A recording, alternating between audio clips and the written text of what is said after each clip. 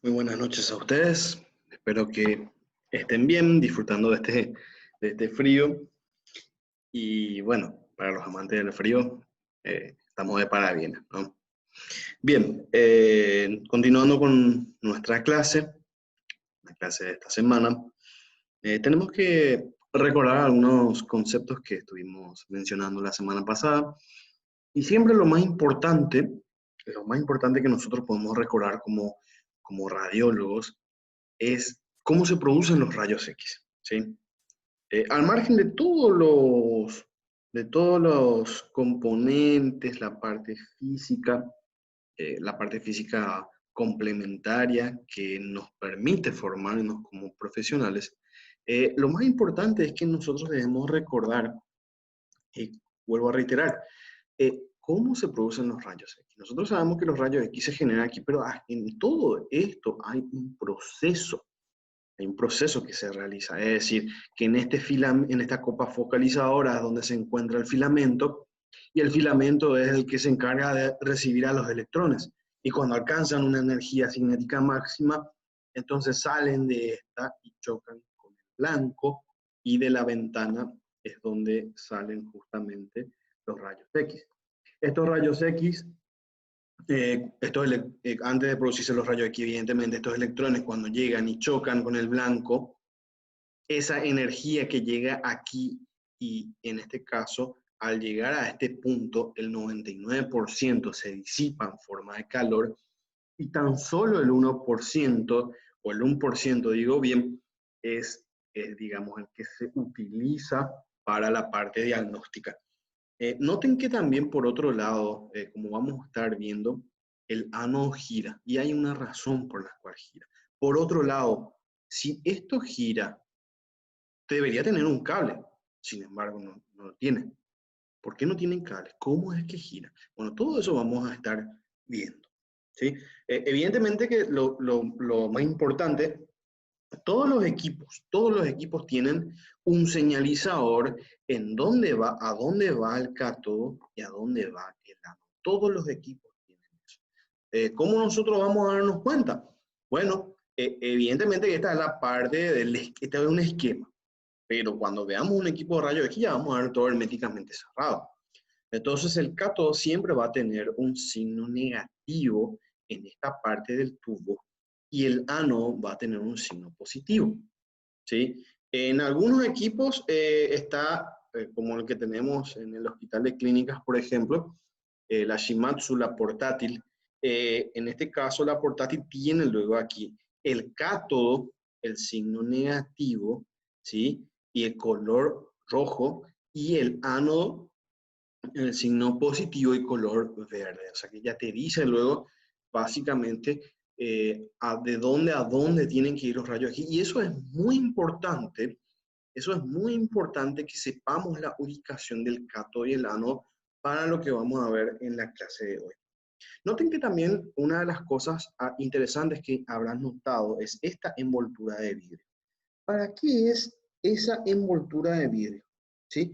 Evidentemente que lo que nosotros tenemos que recordar o entender, digo bien, es que estos rayos X, cuando llegan a este punto, cuando los electrones, digo bien, llegan a este punto y se generan los rayos X pueden ir a cualquier zona, ¿sí? Eso quiere decir de que hay una emisión isotrópica. En pocas palabras, los rayos X van a donde quieren y como quieren, ¿sí? Ellos pueden venir aquí, pueden venir aquí, pueden ir allá, pueden ir allá, pueden ir allá. O sea, tiene todas las direcciones habidas y por haber. ¿Cuál va a ser la que va a ser útil para la parte médica? Bueno, aquellos rayos X que salgan de esta ventana. Evidentemente que esos rayos X que llegan acá no es que van a atravesar, no es que van a salir, lo mismo que ocurre acá. Entonces, ese es el objetivo de esta envoltura de vidrio, ¿sí? Para protegernos de la radiación de fuga. ¿Por qué? Porque esta radiación que en este caso no sale de la ventana, esto que no sale de aquí y sale por los demás lugares, no contribuyen a la formación de la imagen, no contribuyen al diagnóstico. Y por otro lado también eso va a implicar una exposición innecesaria al paciente, porque a recibir más dosis de lo normal, porque imagínense que ustedes quieren exponer la mano, quieren hacer una radiografía de mano nada más. Si no fuera por esta envoltura de vidrio, si no fuera por esto, esos rayos X, en vez de que, aparte de lo que van a llegar a la mano, podían llegar a otras estructuras del cuerpo. Entonces eso iba a incrementar de manera innecesaria la dosis que pueda recibir el paciente, y no solamente ellos, sino nosotros los licenciados o técnicos radiólogos, ¿sí? Entonces, realmente esa envoltura de vidrio nos protege muchísimo, y además de ese vidrio, tiene otra vez encima ese revestimiento, es decir, está el vidrio y encima otra vez le cubre la parte de afuera que es el revestimiento, que es la parte estética, ¿sí? Entonces, eso realmente nos protege, como bien estaba diciendo, aparte de reducir la radiación de fuga, también de descargas eléctricas accidentales. Entonces, eso implica de que muertes por electrocución al hacer los rayos X no va a ocurrir. O sea, en ese caso podemos estar tranquilos. Y eso realmente protege al tubo de rayos X, dando un sustento mecánico. Entonces, si hay un golpe, porque ocurren muchas veces accidentes o sea, por causas humanas de manera involuntaria, eso quise decir, en realidad involuntaria. Uno mueve el tubo de rayos X a cualquier lugar y a veces puede chocar con la puerta, eso en el caso de ser un portátil, o por otros lugares, ¿no? Entonces también da un sustento mecánico. ¿Para qué? Para que todo esto funcione y esté en su lugar, ¿sí? Entonces noten eso que estamos mirando ahí, ¿sí? Como bien estamos diciendo, esto que estamos viendo aquí, todo esto son, en este caso, parte de la copa focalizadora, donde están aquí, donde está el filamento de tungsteno. Entonces todo eso, fíjense que va como una especie de guía, ¿sí? Entonces los electrones van y llegan al ánodo de manera eficaz. Nosotros estábamos viendo la semana pasada, por otro lado también, de que el tungsteno tiene un punto de fusión de 3410 grados, lo que implica de que para que se derrita, eso la verdad que es imposible que ocurra.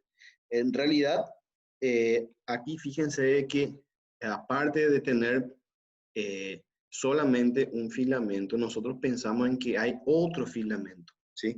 Esto habla de un tubo de rayos X dual, ¿sí? Donde nosotros podemos elegir el filamento que querramos calentar, pero esto no ocurre en todos los equipos, ¿sí? Por otro lado también, como estábamos viendo aquí, en esta ventana es donde salen los rayos X útiles, ¿sí? Son esos rayos X útiles llamados también haz útil, ¿sí? Entonces el haz, H-A-Z, el haz útil va a ser muy, muy importante para que los rayos X que salgan de allí sean útiles para el diagnóstico, ¿sí? Entonces, como estábamos viendo este tema, por eso yo mencioné no todos los equipos, digo no todos los equipos porque en mi experiencia utilizo un equipo portátil, pero en la gran mayoría de los servicios de diagnóstico donde tienen el equipo fijo, el equipo grande, como estábamos viendo, a ver si puedo hacer mención. Estamos hablando de este equipo, ¿sí? Un equipo fijo, grande. En la gran mayoría de todos esos equipos tienen dos en este caso, como les digo, dos puntos focales, ¿sí? Dos puntos focales, que eso yo puedo elegir el punto focal grande o el punto focal fino, ¿sí? Entonces, esa selección de los puntos focales evidentemente me va a determinar si yo quiero el punto focal grande, como este, me va a servir para estudiar estructuras grandes. Y el punto focal fino me permite a mí estudiar estructuras más pequeñas, ¿sí? Cuando yo quiero muchos más detalles, por ejemplo, la estructura de la mano, ¿sí? Si yo quiero ver la tercera articulación, ¿sí? Entonces, no sé, la articulación de la muñeca o las articulaciones interfalángicas, yo quiero mirar con más detalle, entonces eso yo puedo elegir, y esa opción sí me dan los equipos grandes. Ahora en un equipo portátil, evidentemente que no. Y esos puntos focales tienen diversos tamaños, ¿sí? Va desde 0,1 a 1 milímetro, o sea, una cosita muy pequeña, y esto va aproximadamente desde 0,3 a 2 milímetros, un poquito más, ¿sí? Entonces, evidentemente que aquí hay dos filamentos distintos en función a los tamaños y ya saben para qué es el objetivo. Y eso ustedes pueden elegir cuando si es que llegan a operar con equipos, en este caso grandes, ¿sí? Equipos de radiodiagnóstico como corresponde, ¿sí? Bueno, aquí vuelvo a reiterar, esta es la selección del punto focal chico y este es el punto focal grueso. El que aquí se conoce como foco fino o foco grueso. Eso van a escuchar mucho de parte de los radiólogos, al menos a nivel nacional. Bien, esto es para que ustedes vean nada más cómo son los ánodos, ¿sí? Estos ánodos que ustedes están viendo, ¿sí? Evidentemente, dentro de los tubos de rayos X, porque esto es un tubo de rayos X, esto también es un tubo de rayos X, pero en este tubo de rayos X tenemos un ánodo fijo, un ánodo que no se mueve. Y en este que acá justamente ustedes están viendo, que es una estructura medio redondeada acá, digamos, tiene una estructura redondeada, pero es más chica, sin embargo, está más gruesa. En este tipo de tubos de rayos X tenemos un ánodo que gira, es un ánodo rotatorio, ¿sí? Sabemos bien de que el ánodo es la parte positiva del tubo de rayos X, y también nosotros entendemos de que tiene varias funciones. Es un conductor eléctrico, proporciona el soporte mecánico para el blanco y también es un disipador térmico, ¿sí? Son esas tres cosas más importantes. Y noten que aquí, cuando nosotros hablamos del ánodo, tenemos que tener en cuenta que bien decíamos que era un soporte para el blanco. Noten que en esta imagen, la estructura, la imagen A, es un tubo de rayos X que tiene un ánodo fijo, un ánodo estacionario, ¿sí? Y como que ven que este tungsteno está dentro, o sea, se incrusta, y si digo bien, o se pega por el ánodo, ¿sí? Y el de aquí abajo, que estamos viendo aquí en la imagen B, noten que es en este caso, el blanco en sí es un disco completo, ¿sí? Pero todo es justo un disco completo. Y además, la diferencia que tiene es que en este caso, la imagen del ánodo que gira rotatorio tiene el molibdeno y el cobre juntos. Sin embargo, aquí en la imagen solamente tenemos al tungsteno y al cobre juntos, ¿sí? Entonces, evidentemente el blanco es el área donde todos los electrones van a chocar. Van a chocar y aquí es donde van a salir los rayos X, ¿sí?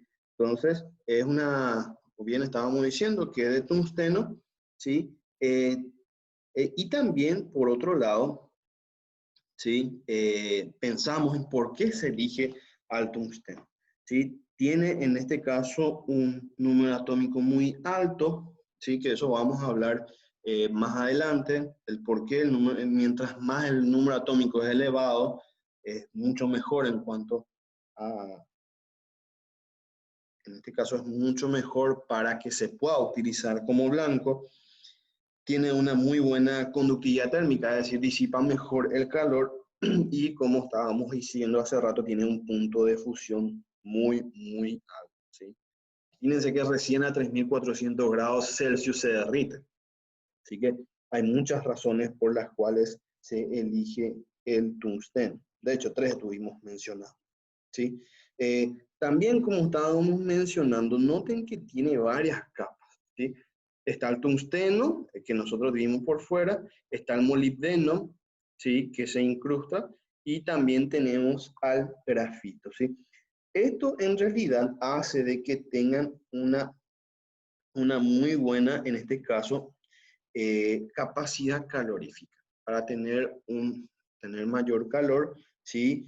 Y eso evidentemente nos va a permitir producir mejores rayos X, ¿sí? Entonces eso es muy importante, pero para que ustedes sepan nada más, evidentemente que nosotros no pensamos en que cuando vamos a hacer la radiografía a nuestros pacientes tengamos que saber qué está pasando en este momento. Bueno, evidentemente sí es importante, pero sí es muy importante que nosotros sepamos cómo funciona el material del cual del cual ese nos va a dar de comer el resto de nuestras vidas, ¿sí? Entonces, también, por otro lado, pensamos que aparte de tener una gran capacidad calorífica, ¿sí? Noten que el molibdeno que está incrustado aquí y el grafito tienen una densidad de masa más baja. Quiere decir que son materiales livianos. Al ser material liviano me va a permitir hacer un giro. Esto va a girar mucho más rápido y eso evidentemente va a incidir bastante en la producción de rayos X. Entonces, por eso es que en este caso se eligen esos materiales para que vayan con el tungsteno, ¿sí? Entonces, es muy importante. Y noten que, para que tengan una idea, los ánodos que rotan van en un promedio de 3.600 revoluciones por minuto. Para poder entender 3.600 revoluciones por minuto, podemos decir de que en un minuto gira 3.600 veces el ánodo. En un minuto. Ahora, ¿será que vamos a hacer la radiografía? ¿Vamos a poner como exposición a un paciente una radiografía en un minuto? No, la verdad que no. Pero para que ustedes entiendan, ¿sí? ¿Cuánto gira ese tubo de rayos X o cuánto gira el ánodo, digo bien, en un minuto? 3.600, ¿sí? Y en aquellos ánodos de alta capacidad van hasta 10.000 revoluciones por minuto. Eso deben tener bien presente, ¿sí? Entonces, por otro lado, noten esta imagen que nosotros estamos mirando, ¿sí? Fíjense en el área del tungsteno en un ánodo fijo y en un ánodo rotatorio. En un ánodo fijo tenemos nada más 4 milímetros de área. Y aquí tenemos hasta 14 centímetros o 140 milímetros, ¿sí? La verdad que eso es bastante importante al analizar el blanco, ¿sí? Estamos hablando de, a comparación de este con este, estamos hablando de un promedio de 500 veces mayor. Es decir, que van a llegar más electrones aquí que aquí, evidentemente. ¿Por qué? Porque el área en este del ánodo fijo es mucho más pequeño que esto. Entonces, evidentemente, aquí van a llegar menos electrones que en esta zona, ¿sí? Noten que hasta 500 veces más pueden llegar los electrones en este lugar que en este lugar, ¿sí? Bien, nosotros estábamos mencionando hace un ratito cómo es posible que puedan girar, ¿sí? Noten que aquí todo esto es la parte del ánodo, ¿sí? Toda esta es la parte del ánodo, ¿sí? Entonces aquí está el rotor, ¿sí? Está el rotor. Este rotor, noten que es así, entre esto y la envoltura es bien estrecho, se dan cuenta que así, y es finito, ¿sí? Eso es para que se pueda reducir su conductividad térmica, ¿sí? Y también acá todo esto tienen engranajes, ¿sí? Todo esto tienen engranajes. Bueno, cuando nosotros pensamos en el giro del ánodo, ¿sí? Nosotros pensamos de que cuando queremos hacer este giro, acá todo esto notamos, está la carcasa, todo listo, perfecto, ¿sí? Entonces, acá está la parte externa de la carcasa que se llama estator, ¿sí? Este estator tiene una especie de electroimanes, ¿sí? Una especie de pequeños imanes, aquí y aquí, en la parte externa, ¿sí? Tanto aquí como aquí. Y dentro de la carcasa, que está justamente esto, se llama rotor, ¿sí? Entonces, ahí hay una especie de inducción electromagnética. esa inducción electromagnética lo que hace es que empiece a girar, a girar, a girar, a girar. ¿Debido a qué? Debido a que aquí, en estos estátor, funcionan como imanes. Entonces, al funcionar como imán, va a hacer el giro. Va a empezar a girar, a girar, a girar, a girar. Y cuando hay una corriente que ingresa, ¿sí? Cuando hay una corriente que ingresa, ocurre que cuando el radiólogo empieza a disparar, o quiere hacer un disparo, empieza esto a girar, a girar, a girar, a girar, y después se produce la radiografía en cuestión, ¿sí? Entonces, una vez que se dispara todo eso, se realiza ya la radiografía. Noten que esto en menos de un minuto para. La verdad que tiene una alta disipación calórica, ¿sí? Entonces, ahí el rotor disminuye su velocidad tan rápidamente en un minuto, ¿sí? En ese sentido es bastante interesante pensar en cómo funcionan estos tubos de rayos X, ¿sí? Bueno, esto es básicamente cuando hablamos del por qué gira y sin cables por sobre todo.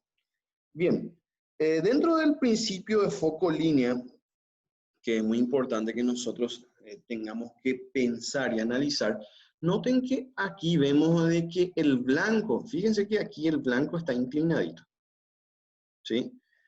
Está inclinado en el orden de 5 a 10 grados para, como ustedes ya saben, producir los rayos X, ¿sí? Y en este lugar, que el punto focal efectivo es en este caso es ahí el haz por donde el cual van a salir los rayos X, ¿sí? Ese principio se llama el principio del foco línea, ¿sí? Entonces, ese es el área, el punto focal aquí, el área donde van a salir los rayos X. Entonces, mientras más el punto focal es pequeño, mejor va a ser la resolución espacial. Y aquí hay varios, ¿sí? Hay varias formas en la cual se angula, en este caso, el tubo de rayos X, para que ustedes sepan. Por eso yo les estaba diciendo que estábamos hablando del orden de entre 5 a 20 grados, ¿sí? Esto es para que ustedes tengan una idea. Bien, eso es así para que ustedes vayan teniendo una idea. Eso es muy importante, muy importante. Y vemos otro punto que se llama efecto talón. ¿En qué consiste el efecto talón? El efecto talón consiste en un efecto físico donde los rayos X útiles se encuentran en la zona del cátodo. Noten que en esta imagen, cuando ustedes ven esta imagen, todos los rayos X que salen, en este caso, que salen aquí del haz, el que tiene una intensidad de 100% de rayos X se encuentra en esta zona. Pero los rayos X con mayor utilidad se encuentran en este rango. No decimos que aquí no decimos que aquí no hay buenos rayos X. Sí, hay buena cantidad de rayos X, pero aquí hay mucho más. Estamos hablando de una variación de 45%. Desde aquí, desde 75% hasta 120%, hay una variación de 45%, lo cual quiere decir de que a medida de que los rayos X o el haz de rayos X se encuentre hacia la zona del cátodo, la intensidad de los rayos X, sin duda alguna, que van a ser mayor, ¿sí? Entonces, eso es muy importante que ustedes sepan, ¿sí? Y cómo nosotros podemos entender esto, cuál sería la aplicación, en este caso, desde el punto de vista radiológico. Noten esta radiografía que ustedes están viendo. Esta es una radiografía de tórax común y corriente, donde va a ser muy importante que si nosotros miramos de perfil, miramos de costado a las personas, tanto en esta como en esta imagen, notamos de que el cátodo tiene que ir hacia la parte más gruesa y el ánodo tiene que estar hacia la parte más fina. Porque si nosotros pensamos entre la zona del cuello, la primera, la segunda y la tercera costilla, imagínense que están mirando de costado.